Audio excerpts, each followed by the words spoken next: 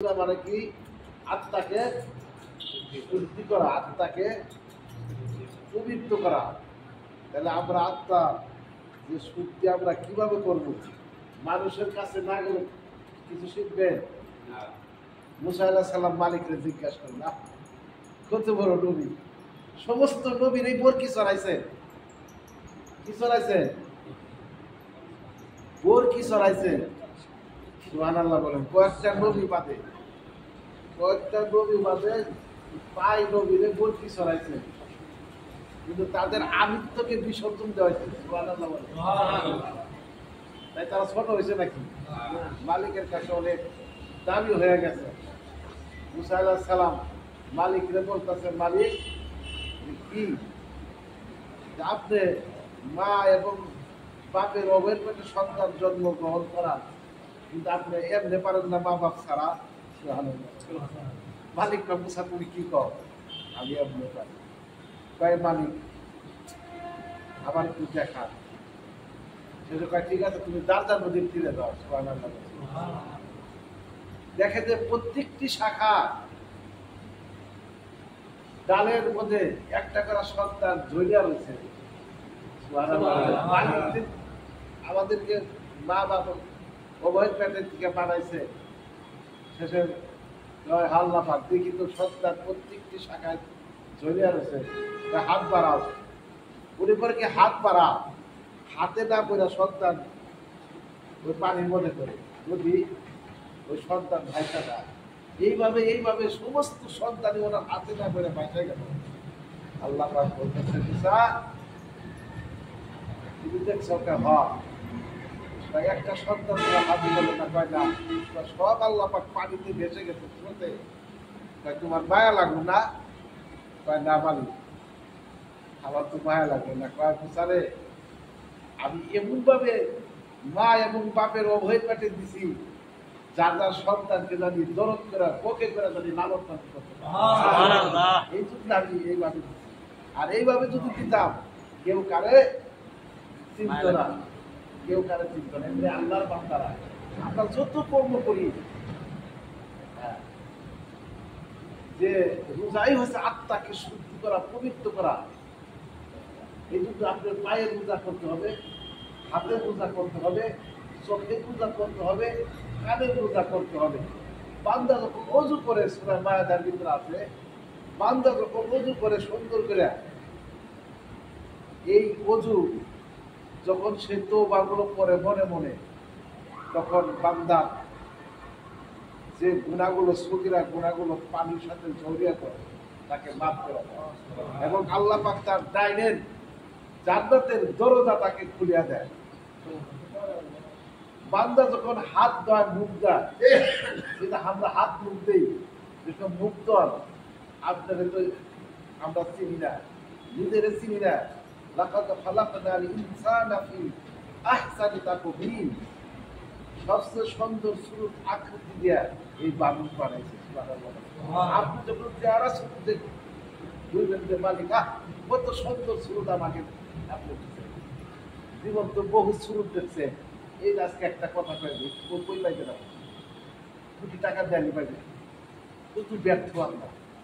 আপনারা কিন্তু দেখছেন কত ছবি তো বেশি আনতে পারবে সহজে। হ্যাঁ, তাই পাগলে বলছে, আমি বিপদ থেকে দূরে দেখি, ও তার মেঘের আরে পাহাড় লুকায় দেখ না, আমি ঘুরে এলাম সারা জগতে আমার মনে। তুমি কত বড় বিশ্বাস, তোমাকে তুমি দেখতে পারো না, তোমার নিকটে এত থাকে, তোমাকে একবার তুমি সামনে হাজির করতে পারবে না। তুমি এই মক্কা মদিনায় খবর নাও, কোন জায়গায় খবর নাও, কিন্তু আল্লাহ পাক বলছেন এটাই যে মান আরাফা নাফসাহু ফাকাদ আরাফা রাব্বাহু, যে আপন নফসকে চিনে আছে, সে সব তার মালিককে চিনে আছে। নফস চিনা কি? নিজের আত্মাকে শুদ্ধি করতে হবে, পবিত্র করতে হবে।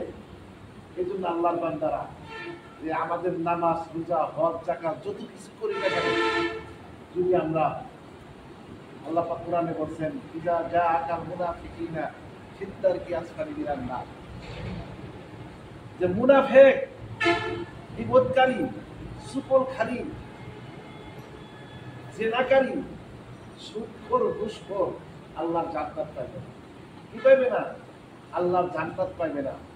এই জন্য আল্লাহর বান্দারা সেই কবরে একদিন আমাকে আপনাকে নামিয়ে দিয়ে আসবে।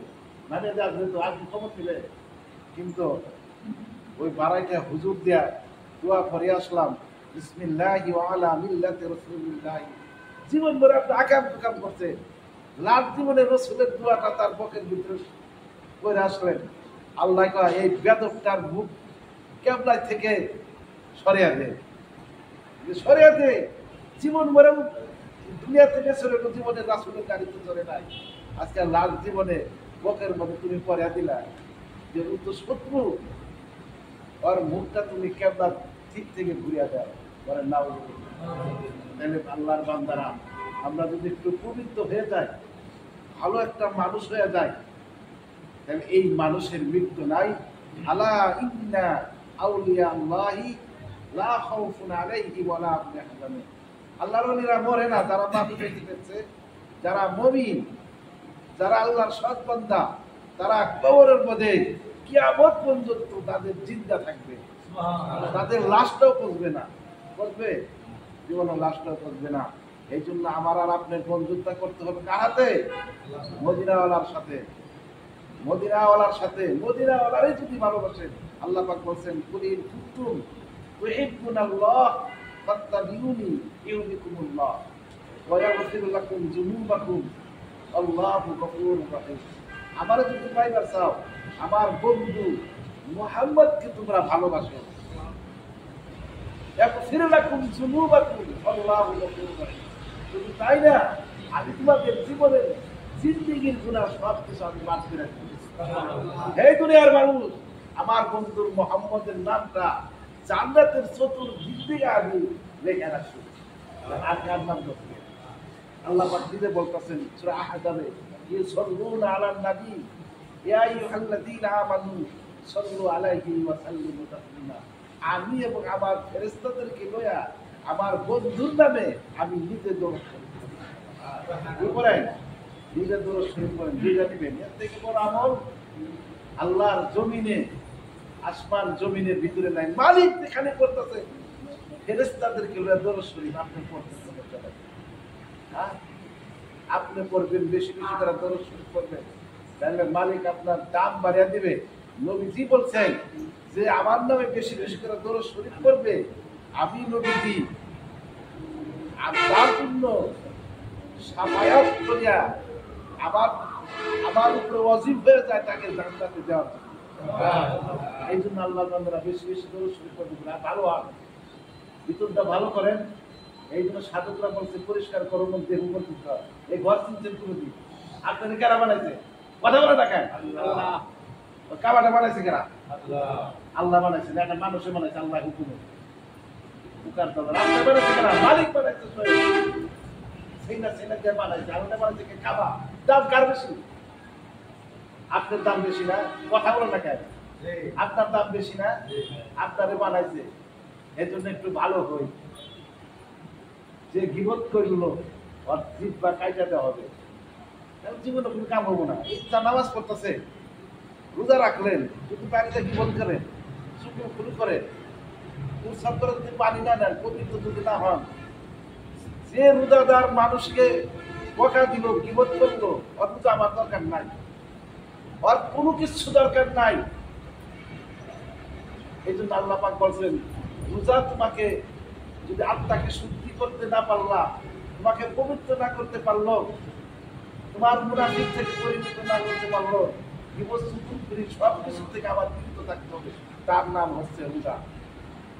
সুবহানাল্লাহ বলেন। আল্লাহ পাক আমাদেরকে এই আমল করার তৌফিক দান করুন। ওয়া আখির দাওয়ানা আলহামদুলিল্লাহি রাব্বিল আলামিন।